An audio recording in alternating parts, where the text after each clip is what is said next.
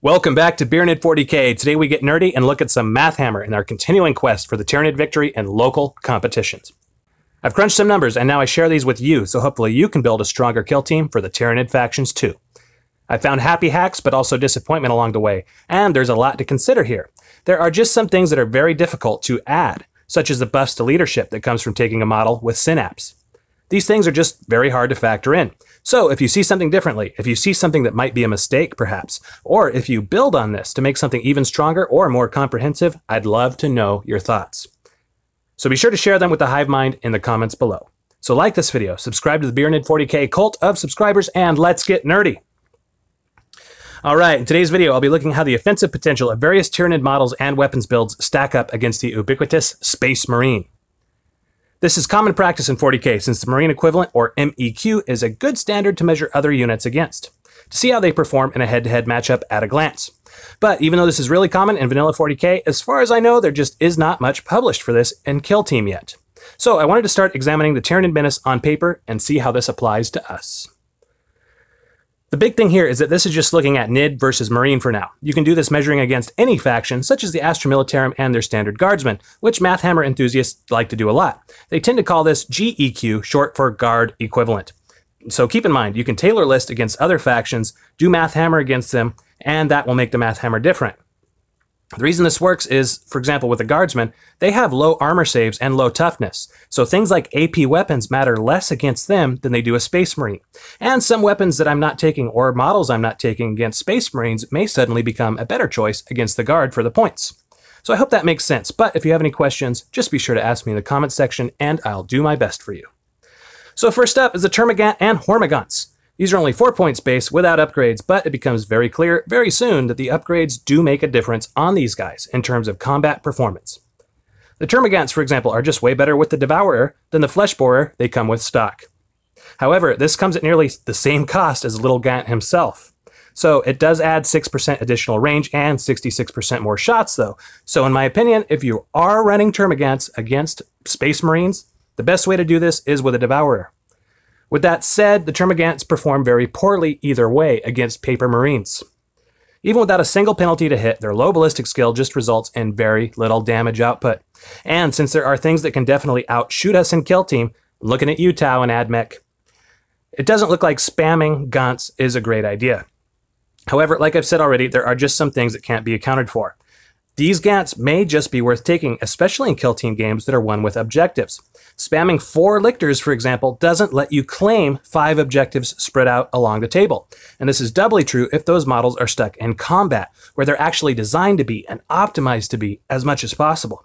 So don't necessarily write off these low-performing troops just yet. Just keep in mind that the best way to use them truly is for taking objectives. So keep a few on your roster if you play in competitions, because you can decide to take them or not after the mission has been decided. That's the beauty of the roster situation in Kill Team. The Hormagaunts are probably going to be better for this task with their 8-inch movement versus the Termagants' average 6-inch movement.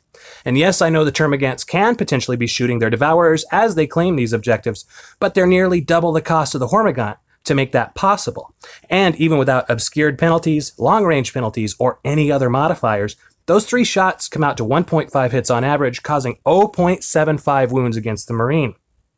And against the Marine's save, only 0.25 chances for a death are caused on average. This means that 7-point Gant with a Devourer would need 4 models equaling 28 points. If I'm correct, I am American, math is hard. 28 points worth of models putting their shots into one 12-point Marine to make reasonably sure you have a statistical chance to cause a wound is not good. So keep in mind the Marine also still has a 50% chance of surviving thanks to the new flesh wound component of Kill Team. So we need to look kind of somewhere else for the bulk of how we're going to build our list. As for bigger things, Lictors are the most expensive thing on the list, and they can do some decent damage against Space Marines with those grasping talons. Their 3 attacks hitting on 2s put 2.5 hits through on average, wounding 1.667 times, causing 0.833 unsaved wounds to go through, and the big thing for them, using that weapons profile to attack, is that each wound does 2 damage each, which really boosts the amount of models they're hopefully taking off the table. However, at 25 points, these guys are not cheap. So with the Gene Stealers, you're actually able to take an Acid Maw on a single Stealer for reliable AP-3 attacks.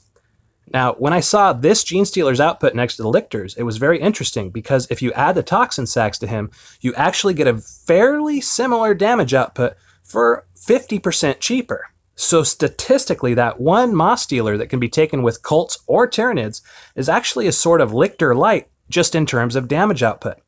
Now, this doesn't account for the Lictor's extra wounds, the built-in buff causing the enemy obscured penalties, he has that chameleonic skin, and just things like that. So another thing to consider is that the Lictor really shines if you compare his damage output to the Gene Stealer when looking at both their stats as potential combat specialists. The Lictor's weapon skill, too, really helps him put the damage out from that extra attack that the combat specialism gives him. So that gets to contribute more to the statistics, meaning the moral here is that the Gene Stealer with the Acid Maw is great taken with Toxin Sacs versus Marine equivalents. He becomes almost a little Lictor, in a way, but he isn't necessarily going to become much better as a combat specialist. He just seems to benefit from that extra attack a little less than a Lictor or a Warrior would, according to the numbers. And speaking of Warriors, I was very interested to look at them after weeks of playing NIDS with no ranged weapons at all. The Warrior Gunner interested me especially because I just innately figured, hey, if the rules are only letting you take one model, it must be pretty good. But the Warrior Gunner definitely is not broken. I see no reason why GW would only allow you one of these when, for example, something like Tau, they can make some crazy shooting. Now, the Warrior Gunners just do not have that same kind of threat level. It's not a complaint. I'm just saying that basically the limit of one kind of makes no sense when you can take a list of, say, 4 Lictors or 5 close combat warriors if you keep them naked.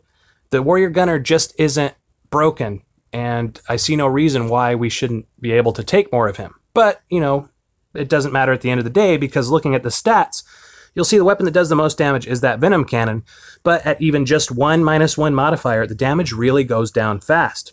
So, with your opponent being obscured and at long range so often in Kill Team, your 20-point plus warriors are just much better off trying to make it into combat and shooting along the way rather than perhaps making a gun line out of them. So I haven't figured out how to determine the benefits of the Lash Whip and that whole fighting after death thing, but what I can say is that it looks like the best loadout is a ranged weapon of some kind, fairly cheap, with bone swords, rather than maybe the double scything talons combo or the Lash Whip bone sword combo on the warrior. So the bone swords give +1 attack, they have some AP to help chew through marine saves, and you can still carry a ranged weapon to boost your offensive potential while you're trying to get in with them, and they don't cost anything. So as with everything, the numbers also really make Toxin Sacs seem like a must take. So anytime you have the points on any of these kinds of builds, if you can take Toxin Sacs, it's probably a good idea to take them. They really do, at the end of the day, even though it's only a 16% of the wound rolls to get that extra damage, it does contribute. So the Bone Sword Warrior with Toxin Sacs is even better as a combat specialist. It does situational things, for example, but for example, the Flesh Hooks and some Spine Fists can help him get 11 attacks out on a turn that he didn't charge, potentially. And against a Tactical Marine, that would be hitting 6.3 times on average, causing 2.8 wounds on average before saves are made. So it's not bad, but it also isn't always going to work out. So those Spine Fists, you would have to consider, is it better to be taking more shots, doing more damage as I'm closing in, or get in there and hope that I'm able to do the train locked in combat, survive that combat for a turn, and then the next turn, pump out the 11 attacks. So it's not bad, but it also isn't always going to work out. The most damage output for basically the whole Tyranid model faction looks to be the Lictor Combat Specialist. So if you're taking a Lictor, you're not running him as a veteran specialist for that extra movement in turn 1. He is expensive, but he just seems to get the most benefit from that combat specialism as far as I can see looking at the numbers. I'm posting his stats on the screen now so you can see how he looks with that extra attack. The stats for him as a combat specialist are the ones in parentheses. So to summarize all this, just remember that these are the optimal builds against Marines and similar Marines equivalents. But this isn't factoring in movement, invulns, wounds, special rules, or other buffs like Synapse. So this is just combat potential and benefit versus cost. We've seen the Acid Maw Stealer is a pretty good investment if you can keep him alive enough to make combat. We've seen that NID shooting and Kill Team should be thought of as an extra benefit rather than a focus. And NIDs just seem to do their best in close combat.